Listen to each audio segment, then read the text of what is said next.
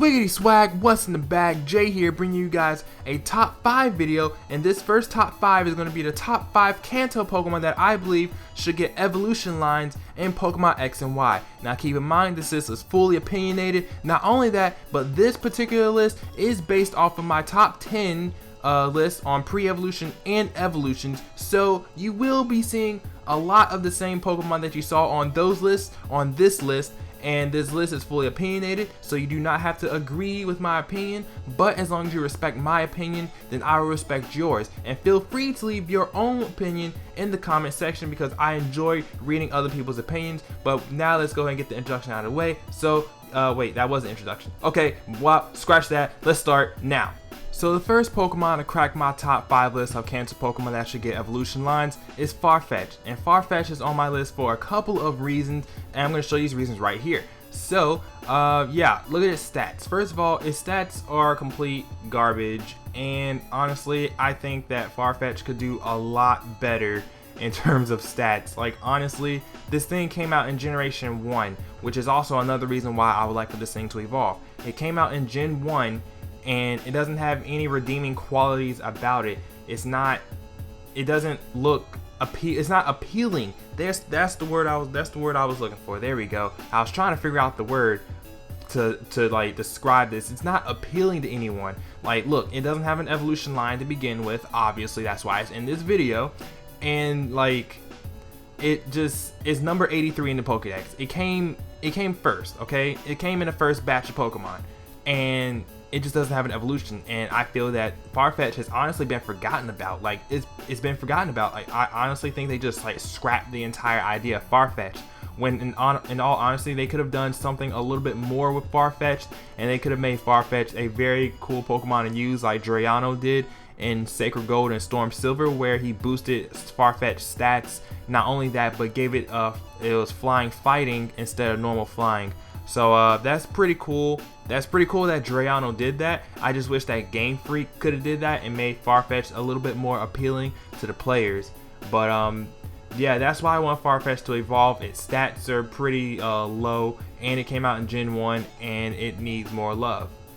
So the Gen 1 Pokemon that's cracking my number 4 on my top 5 list is Pinsir. And I feel that Pinsir should definitely get a pre-evolution, if any kind of evolution whatsoever.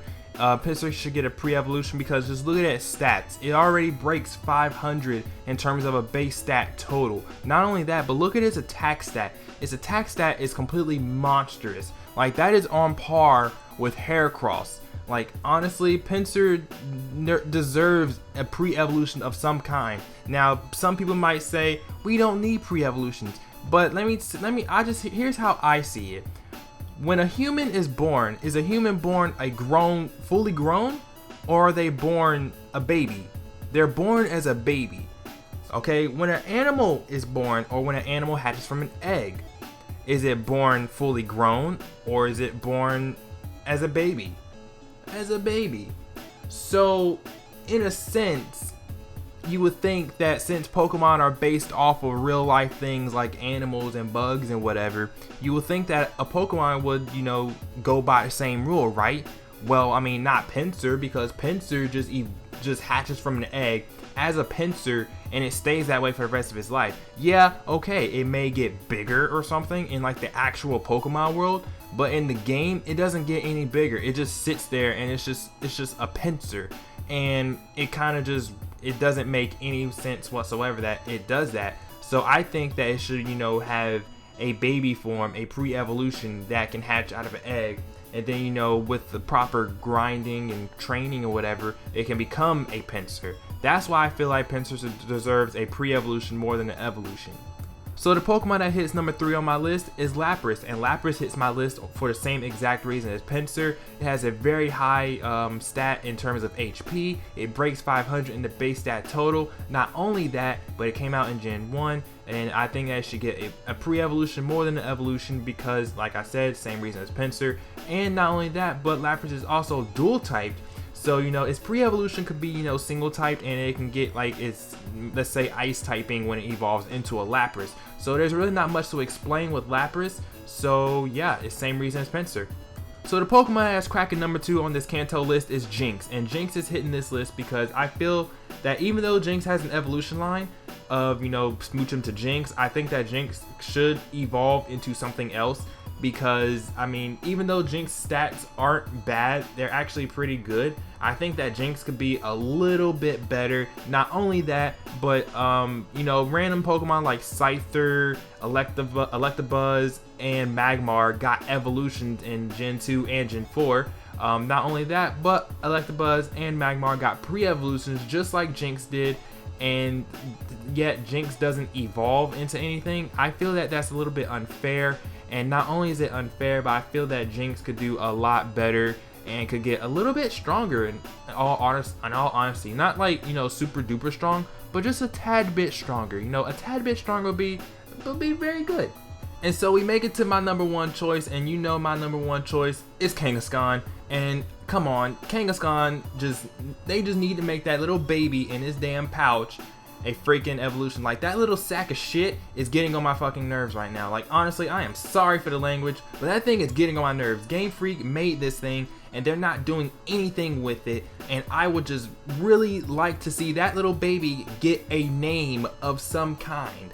Like, in all honesty, I would like for it to get some kind of name whatsoever. Not Cubone, not some Cubone shit. No, we don't need that Cubone. No. I want another name, okay? I want something completely different from Cubone for that little baby in his pouch, because that baby has been sitting there for years and years and years, and that thing has yet to get any kind of acknowledgement whatsoever, other than the fact that, other than the Cubone theory, and we don't need that, okay? I don't care about that. I just want that thing to be a lone Pokemon in itself and just do its own thing, okay? That's what I want, and I want it to evolve into an actual Kangaskhan, okay?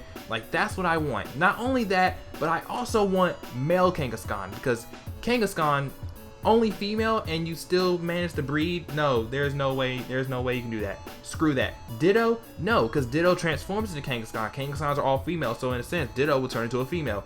Nope, can't do it. So that's why I just think Kangaskhan should just hit number 1 on the list, on everyone's list, because of that little baby in the pouch. And there you have it, guys. We have completed the top 5 list for the Kanto Pokemon that I think that should get evolution lines in Pokemon X and Y. Now, if you have your own list, please leave it in the comments. I enjoy reading my comments, and stay tuned for the Johto evolution line list top 5 thing Gerber Bibber do. Why did I do that? I had no idea. But yeah, hope you enjoyed, and if you did, leave a like, and I will see you guys later.